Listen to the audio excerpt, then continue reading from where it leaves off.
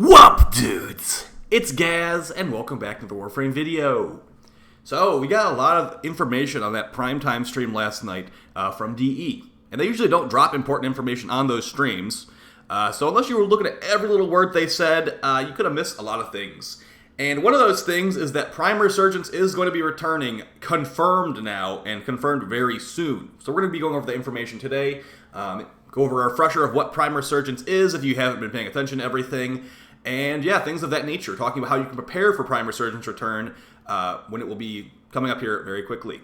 Before we get into it though, make sure you're subbed to the YouTube channel, make sure the live channel as well, as we do lots of Warframe live streams, and there will be lots of Warframe live streams going forward as well. So, it's the place to be. Alright, Prime Resurgence, what is it, and what's the situation here? Well, it was confirmed by Danielle, one of the community managers last night, that Prime Resurgence will be returning this year. And we are already into September, the 9th month of the year, so we are going to be getting Prime Resurgence in the next month or two here.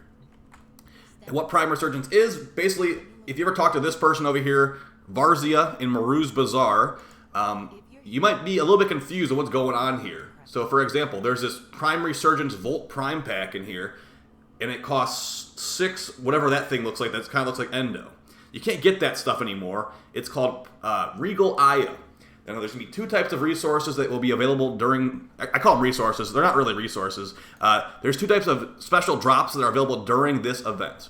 And actually, one of them's not even a drop. One of them's just something you purchase. So there's this normal Aya. This will drop in places that you normally would be getting a unvaulted relic during unvaulting. Let's say Rhino Prime is currently unvaulted or whatever. You do a Void Capture mission. It has a chance to drop a Rhino Prime relic during the unvaulting.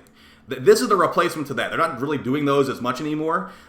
During this time, it'll be like, okay, well, I got Aya. I went and farmed that relic. I got Aya instead. What am I going to do with it? You get to choose which relic you want. So, for example, down here, it's a great example. I've got 0 Aya, but if I had Aya, I could choose to get a Meso N11 Nyx relic or a Cindo Prime relic or whatever I choose. During the event, it will rotate weekly. So what's available? So, for example, and that also... Talking about this stuff up here, this stuff costs cash. That little endo-looking thing, that is Regal Aya, that costs cash. The little teardrop thing, that is going to be an in-game drop. So there's no cash involved with that. Now, you can technically trade these between players by buying the relic here and then trading that relic, but you can't actually specifically trade Aya itself. So the cool thing about Regal Aya, and thankfully they fixed it after we complained a lot at launch, a lot, by the way, is it's basically build your own Prime Vault. So, now, like I said, this is pretty much a money thing right here. But let's say you drop like $50 on Regal Aya, or whatever the conversion is. I don't know the exact number that you get, but let's say you get 5 tokens from that $50. What you can do with those 5 tokens you bought with the $50 is you can customize your own Prime accessories. Let's say I want the Necros Prime armor right here. I like the spikiness of it.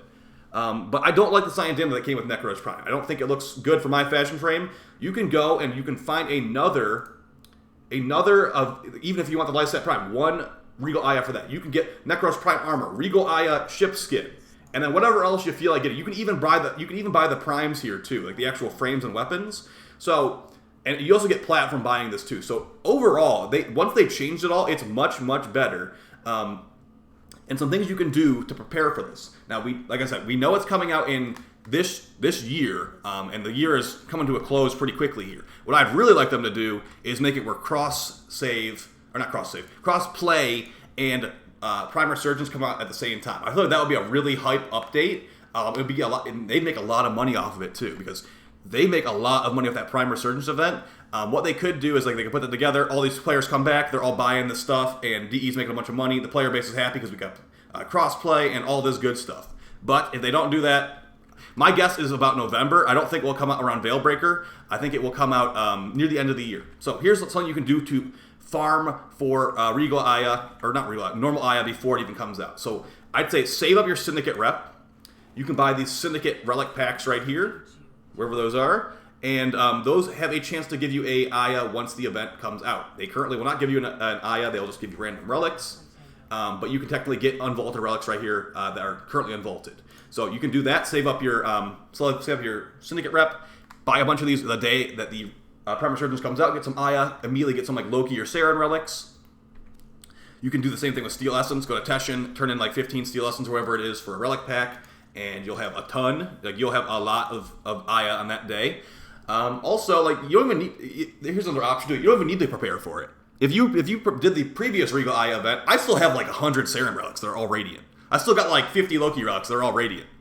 You know, like, I'm gonna farm it, but I'm not gonna need to like farm it really hard. I have way too much stuff already. And here's what I was talking about with Teshin. Turn in 15 Steel Essence, get some relics, and, you know, if you get lucky, one of these will be an Aya, not a relic. And then that's basically choose whatever relic you want.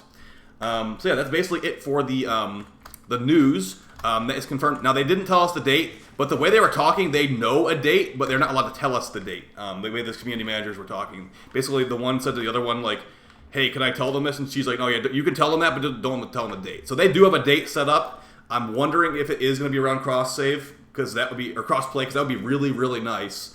So that's basically it for the news video, guys. Oh, a couple other things, too. They are going to be making some spear gun changes, I think.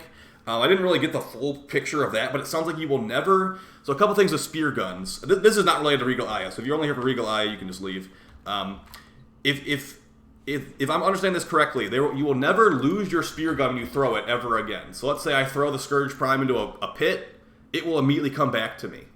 Additionally, when you are throwing a spear gun, there will never be a charge throw ever again. Just tap it and it's going to get thrown. So that seems pretty good. Keep in mind, Styanax has a new spear gun coming out that will give your teammates and yourself buffs while it's on the ground. So it might just be better than the Scourge Prime. The Scourge Prime is really good, but, you know, AoE, like fire rate and reload speed buffs and all that from Styanax sounds really good too. So I'll see you guys next time. As far as my opinions on, you know, this event coming back, I figured it was to come back. DE made so much money off of it.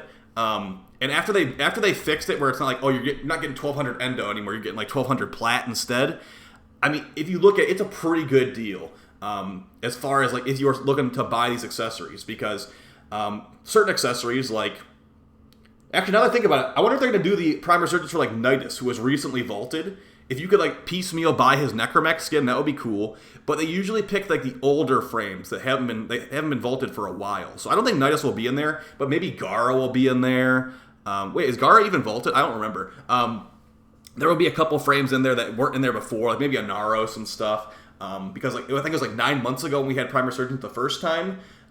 So yeah, I figured it was coming back either way, and I might even buy it this time because DE's been doing a really good job lately, and I always say vote with your wallet.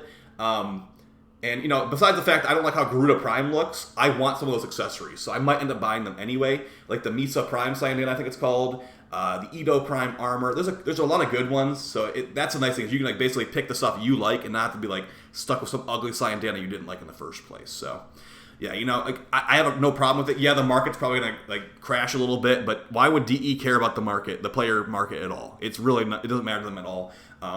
Additionally, you can just sell your Regal Aya relics for like 10 plat each, wherever people are going to be paying for nowadays. So, hey, you can make some plat outfit yourself.